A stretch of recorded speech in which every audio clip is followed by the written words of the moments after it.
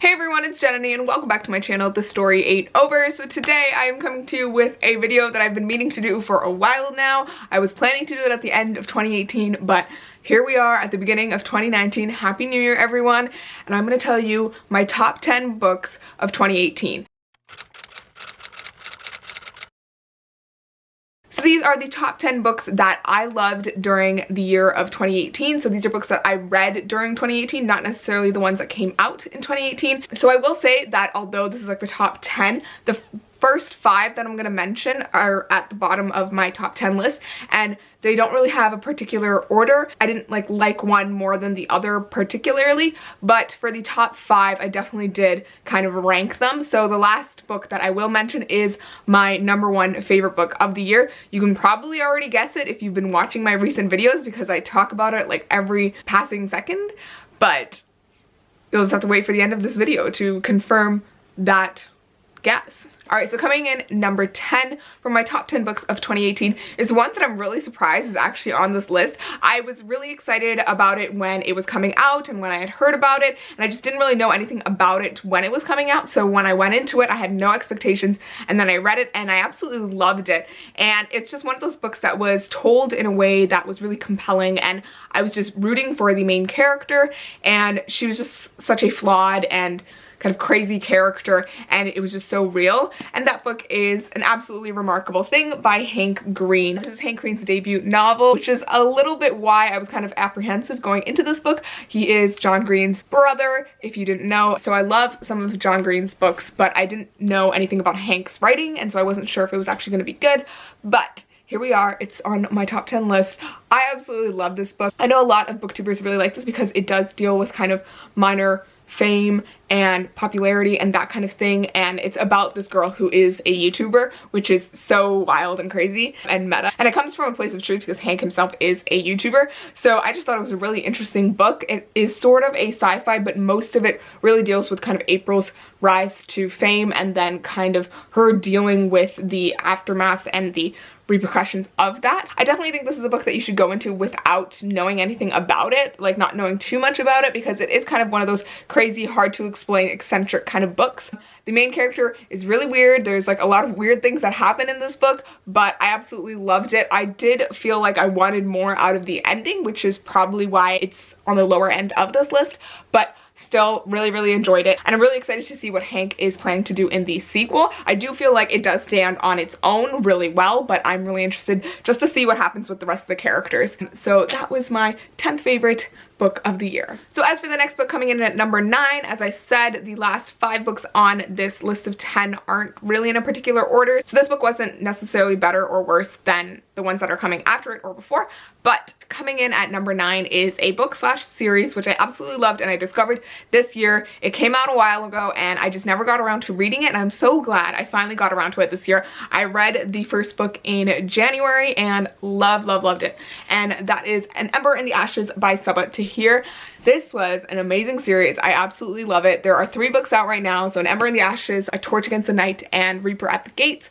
I absolutely loved all 3. This is a fantasy series that kind of rips your heart out as you go along. You are rooting for the characters like all the way through, and then Sabaa Tahir just does horrible things to them, and your heart is just dying the whole time. So if you enjoy emotional torture in, you know, your reading experience, then this series is great for that. I absolutely love the main characters of this series, Elias and Laya, and then there's also another character called Helene. I love all 3 of them. We get perspectives from all 3 of them from the second book onward, and it's just really great. And I love seeing their struggle in this like crazy fantasy world where there's like so many odds stacked against them, and I just love seeing that. And I also just loved seeing this series because it was 2 brown kids on the front cover, and I just loved that. And I just loved seeing how Sabaa Tahir was just pulling the series together, and she as like a role model, as like an author of color. I just loved seeing that, so I'm really glad I got to read her books this year. Another thing I particularly loved about the first book was the character development. I went to this book like not really knowing much about it, and it was just so interesting to see how the main characters change from the beginning to the end of the book, and so on in the later books as well. But I felt like it was the strongest in the first book. It was just so like awe-inspiring and amazing, and just seeing like these characters who are at such a low point at the beginning like rise up to the challenge is just so amazing. So I definitely recommend this if you love fantasy, if you love some compelling characters. If you want to read a series with POC main characters, definitely recommend this. All right, coming in at number 8 is a book that I own, but I don't have it with me today, and that is Wildcard by Marie Lu. If you don't know, I have like a really long book talk up for this book, and it's one of my most watched videos, and I absolutely love this book. In that video and that book talk, I just go like really in depth into basically every scene slash moment of that book because I absolutely loved it. Wildcard was one of my highly anticipated reads of 2018. I was waiting for it the second I finished Warcross, which is the first book in the series, and it is by Marie Lu, who is one of my favorite authors. I loved her Legend trilogy. I was just so excited when I heard about like the concept of Warcross. It's basically about this hacker bounty hunter girl who gets hired by this billionaire guy who has made this like crazy game called Warcross, and he hires her to catch a hacker in the game, and so she becomes one of the players in this game, and it's just really crazy, and it involves a lot of like virtual reality and like augmented reality and some really great plot twists and a really great romance. I know a lot of people didn't like Wildcard as much as they liked Warcross, and I can definitely see why. I really loved Warcross when I read it, but I do love Wildcard just for its own merits in the sense that it was a much darker book. It dealt with a lot more heavy topics, and I felt like it did such an amazing job at the end with wrapping up the series and, you know, putting across the messages that Marie Lu was trying to convey, and it was just so well done. I do feel like it was slightly slower than Warcross, especially like in the first half, but I still loved it to pieces, and I love the characters, and it's just gonna go down as one of my favorite series, so I absolutely loved it. I couldn't not mention it in this video. All right, coming in at number 7 is another book that I absolutely loved, but I do not own it, so I'm gonna put a picture up here, and that is The Prince and the Dressmaker. This is a graphic novel that I discovered this year. I had seen a few people kind of talking about it, buzzing about it on Goodreads and BookTube. Just looking at the cover, you can tell it's really cute. And the reason I just loved it is because it is such a beautiful, pure kind of story. It was just so wholesome, and I loved reading it, and I think I was just giddy the whole time I was reading it because it made my heart sing. Like at the end of it, I was just so happy for the characters, and I loved the illustration style. I thought it was so beautifully done. Basically, this book is about this prince who hires this poor dressmaker to make dresses for him because he likes to wear dresses, and he likes to dress as a woman, and he likes to go out dressed as a woman at night and go to balls and fancy parties, and he looks beautiful. And it's a story about, you know, him learning to accept himself as he is, and, you know, getting other people to accept him, but it's also a love story, and it's about this dressmaker who falls in love with him regardless of what he's wearing, and it's just so beautiful. And there's also a beautiful scene towards the end of the book as well involving the prince's father, and if you've read the graphic novel, then you know I just love that scene. It just makes me so happy. I remember I cried at the end of this graphic novel, and that seems extreme, but like it was just so beautiful. So this was one of my favorite books of 2018. All right, so coming up at number 6 is not really a book specifically, but it's an author that I got into in 2018, and I absolutely love his books. I love like everything he creates, and I'm planning to read more of his books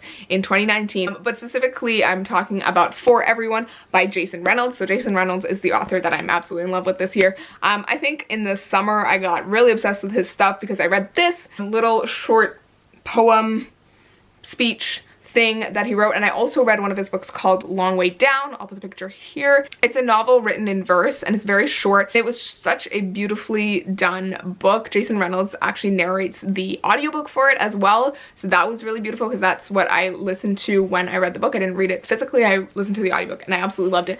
But I also really loved For Everyone, which is kind of this speech slash poem, and it's kind of like this motivational thing for dreamers. It's for people who are, you know, writers or storytellers or dreamers or painters or artists, creatives, anything, or even just regular people who dream of, you know, doing something one day and wanting to achieve that dream. It literally is for everyone, and it's just, you know, a motivational thing. I absolutely loved it. I read it at a time when I really needed it, and Jason Reynolds has just a really brilliant, you know, poetry style, and I loved it. And I also listened to the audiobook for this one. It's really short. It's about like 25 minutes, and he narrates it himself, and it's just So beautiful. So I absolutely loved Jason Reynolds' stuff this year, and I'm planning to read more of his books in 2019. I watched Into the Spider-Verse, and I'm so planning to read his Miles Morales book. Like, I'm so excited. So this was definitely a favorite this year, and I definitely recommend it. This is such a short read. It's definitely worth it. If you can't buy it, I definitely recommend going to the library and getting it because it's great. All right, coming in at number 5. So this is where the list kind of actually gets numbered. You know, I'm actually ranking at this point. So this is another book that I actually own, but I don't have it with me right now because I lent it to a friend, and I absolutely love this book. And it's actually interesting because this is actually a sequel. It's like the second book in a trilogy, which is not a usual thing for me. I never really like the second book in a series, so this is just kind of wild. But that book is Gemina by Amy Kaufman and J. Kristoff. So this is the second book in the Illuminae Files trilogy. So it's Illuminae, Gemina, and Obsidio. And oh my god, guys, this book blew me away. I read it at the beginning of 2018 in January, I believe, and I had read Illuminae a while, I think a year before that, and Gemina had been out for like I think 6 months to a year already when I read it, and I had been really excited to read it, but I just never got around to reading it. And then when I finally decided to pick it up, I was so like impressed with that sequel because it didn't feel like a sequel for one, and it also like stood really well on its own. But the reason I really just loved it so much, even more than the first book and the third book, was because of the two main characters. So the two main characters are Hannah and Nick, and so if you know the series, it kind of works with like different main characters in each book, even though the story kind of continues throughout the book. So Gemina was the start of like a new story, but it was also continuing some of the stuff from Illuminae, and I just loved it. If you don't know, Illuminae is a sci-fi story, and it's told in kind of a really weird format. It's told with like IMs and emails and like notices and countdowns and like different kinds of things, and so every time you're flipping through, you're getting something new. Gemina is also told in the same way, but the thing I loved about Gemina was, one, the characters, but also like the crazy twists, and I felt like they really did an amazing job with just all of the plot line and just like the way that everything was converging, and my mind was just totally blown by this book. I was just so impressed with the storytelling and just the way the format worked in this book. I felt like it went beyond the bounds of even the first book. The first book was revolutionary, but then the second book was even more so to me. So out of the three, I love Gemina the most, and I definitely recommend it if you like sci-fi, if you like spaceships, if you like, you know, a lot of action, if you like, you know, crazy plot twists, if you like some really hilarious and funny and snarky and bantery characters, definitely recommend it. And I also just loved it because Hannah, the main female character, was just so badass, and I like was so impressed with her as a character. She was such a strong female character, not in just the sense of like, you know, being kick-ass or anything, but she was just so smart. She was strategic. She just does so many things on her own, and it was just so wild. So I absolutely loved Gemina, and I definitely recommend it to anyone who seems even marginally interested in it. All right, coming in at number 4 is actually a manga that I read in 2018, and this is one that people had like mentioned here and there, and I had heard about it on BookTube and other places, but I never actually knew anything about it or anything about what it was about. So I just kind of picked it up on a whim. I bought like the collections and I read it, and my life was changed. It was just one of those books that like really hit hard, and it was a very emotional read for me, and it was just so beautifully done. And that series slash manga is Orange by Ichiko Takano. This is the first collection. Guys, this was beautiful. If you're gonna read a manga, I definitely recommend this one. It is kind of a contemporary story with these kids at this high school, and basically the main character, Naho, receives a letter from herself, I think 10 years in the future, telling her to save one of their friends who is going to die in the future. So there is a trigger warning for suicide and kind of depression and that kind of stuff, so be aware of that. But this was just so beautiful. It's about like these friends coming together to help their friend, and it was just so heartwarming and raw and beautiful, and I just loved seeing how much these characters cared for each other, and I cared so much about them, and it was just really well done. So good, guys. If you're gonna read a manga anytime in 2019, read this one. I absolutely loved it. It had so much substance to it. One thing I really loved about this is that like I'd read some of Ichiko Takano's other stuff, and I feel like those ones lacked the substance that this one had, and I feel like it was a story that was really close to their heart, and I could feel that come through in the pages. So it was really beautifully done, and it just, it brings tears to my eyes just thinking about it. So I'm gonna stop here. All right, coming in at number 3 on this list is one that totally blew me away. I didn't even intend to read it this year. It wasn't even on my, it was kind of on my radar, but like I wasn't really paying attention to everyone's buzz about it, and I never actually knew what it was about. Like no one had told me anything about like the plot line or like what actually happens or like the hook of the story. So I kind of just picked it up on a whim. I picked it up as an ebook on my e-reader from my library, and guys, I don't know why I didn't read this series sooner, because it just blew me away, and it's just such a wholesome, beautiful fantasy, and that is Strange the Dreamer by Laini Taylor. This is a, you know, fantasy that doesn't feel like other fantasies, in the sense that like it's not like the typical kind of high fantasy with like a travel story and, you know, taking down a king or like any of that. This is one of those books that has such a wholesome main character. The main character, Laszlo Strange, is basically Milo from Atlantis the Lost Empire, and I love Milo from Atlantis the Lost Empire. He is just such a cute, sweet, nerdy, wholesome character, and Laszlo is exactly the same. He is just so good-natured and sweet at heart, and it's just so interesting to see that like there are so many cruel characters or, you know, vengeful characters in these books, but Laszlo at every turn is just so good-hearted, and it's just so endearing to see how his morality and his good-naturedness kind of affects the people around him and makes them rethink their questionable choices. And I just love this series and this book in particular. It has a beautiful romance as well, and not only does it have like a very dreamlike quality to it because of Laini Taylor's like beautiful writing style, it's just, it's like biting into cake. It's beautiful, guys. Like you need to read it just for the writing style even.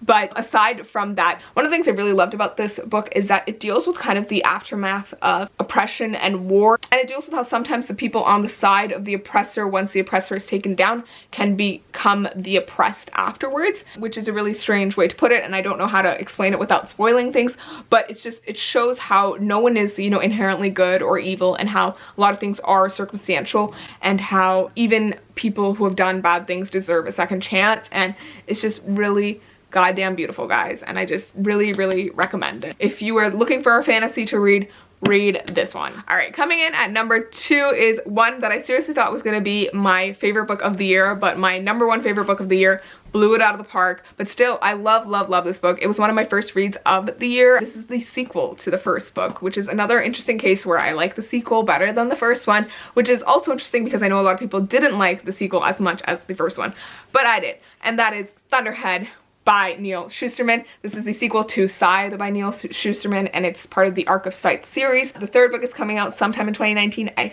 think. I'm hoping. But oh my god, guys, this is a sci-fi series. As you can tell, I really like sci-fi, but this is a sci-fi series that takes place like hundreds of years into the future, where humanity is kind of like conquered death and disease and aging and all of those things, so everyone basically lives forever. And so in order to curb population growth and all of that, there are these people called Scythes who basically glean / kill people to kind of curb population growth. So when the time comes, they have to reach like a certain quota of people that they kill every year just to keep the balance.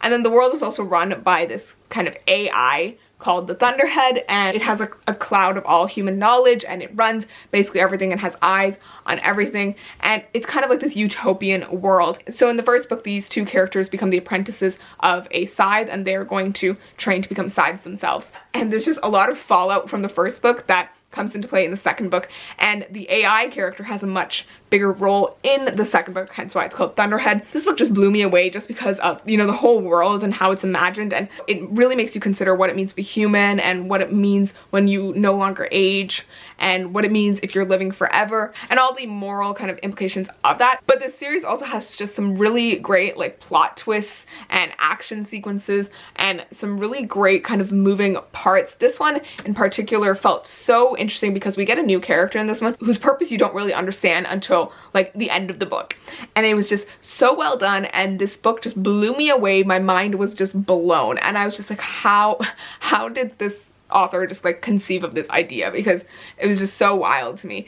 And I think I loved it so much because it was just so well crafted, and I just really admired that. So I'm super, super excited to see where the series goes in the next book. It could literally go anywhere. Like if you've read this book and like you've gotten to the end and you know the world, then you know it can literally go anywhere. So I'm super, super excited. If you are looking for a really great sci-fi, definitely recommend this series. Even if you're not really into sci-fi, it's not that like sci-fi-y. It's more of kind of a dystopian-ish world, even though it's like a utopia, but it's still really great. So definitely recommend. All right, coming in at number 1, my favorite book of the year and the best book of 2018 is, of course, A Very Large Expansive Sea by Tara Mafi. I've mentioned this countless times in multiple videos about how much I love this book. I have a 43-minute book talk of it.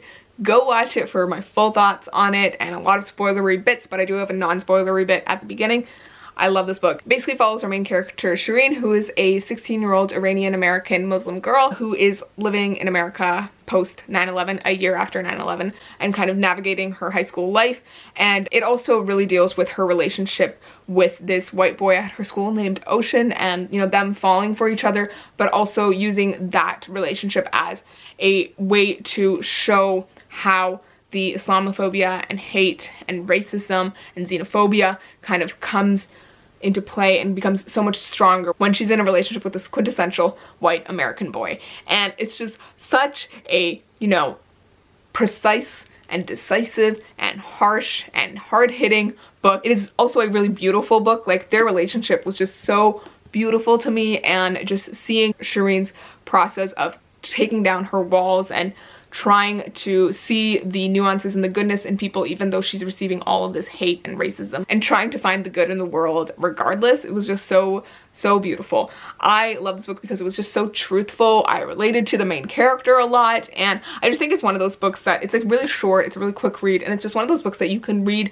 and you can definitely come out of it having learned something and empathize more with the people around you that you don't necessarily know as much about. I certainly think it's a book that deserves like all the awards and accolades possible because it was just so well done. I loved Mafi's writing in this book. It was just so kind of clear and concise, and she hits on so many, you know, really truthful points, and she really goes into depth about what it means to be American when you don't necessarily look or sound or seem like the quintessential American person. But even besides all of the identity politics, it's just such a beautiful, heartwarming read. So definitely recommend this book.